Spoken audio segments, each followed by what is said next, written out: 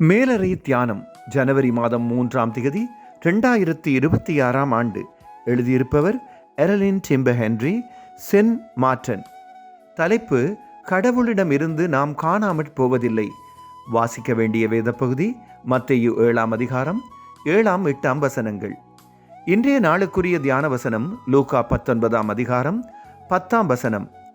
இயேசு, இழந்து போனதை தேடவும் ரட்சிக்கவுமே மனுஷகுமாரன் வந்திருக்கிறார் என்றார்.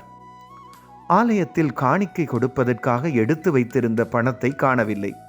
சிறிய தொகையாயிருந்தாலும் வீடு முழுவதும் தேடினேன், கிடைக்கவில்லை. கைதவறுதலாக எங்கோ வைத்து விட்டதாக நினைத்தேன். மாதங்கள் கடந்தன, நான் அதை மறந்துவிட்டேன். புது வருடத்திற்கு 2 நாளுக்கு முன் வீட்டை துப்புரவாக்கும் நேரத்தில் கதிரைகளின் சிறிய மெத்தைகளின் உரைகளை மாற்ற ஆரம்பித்தேன். ஒரு மெத்தையின் கீழே நான் தேடிய பணம் இருப்பதை பார்த்தேன்.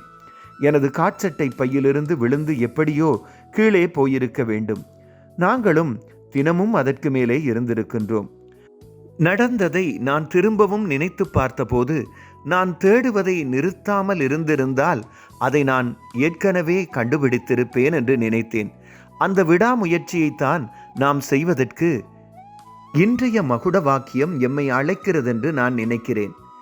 இந்த எண்ணம் நாம் கடவுளுடன் வைத்திருக்கும் உறவு அல்லது கடவுள் எம்முடன் வைத்திருக்கும் உறவுடன் இணைகிறது என்பதை பார்க்கிறேன்.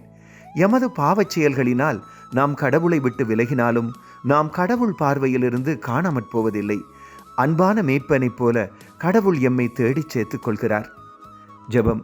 அன்பான கடவுளே, நாங்கள் எப்போதும் உங்கள் பார்வையிலும் நினைவிலும் இருப்பதற்காக நன்றி. உங்கள் சித்தம் மாத்திரம் செய்கிறவர்களாக எம்மை மாற்றுங்கள். ஆமேன். இன்றைய நாளுக்குரிய சிந்தனை: கடவுள் பார்வையில் நான் பெருமதியானவன்.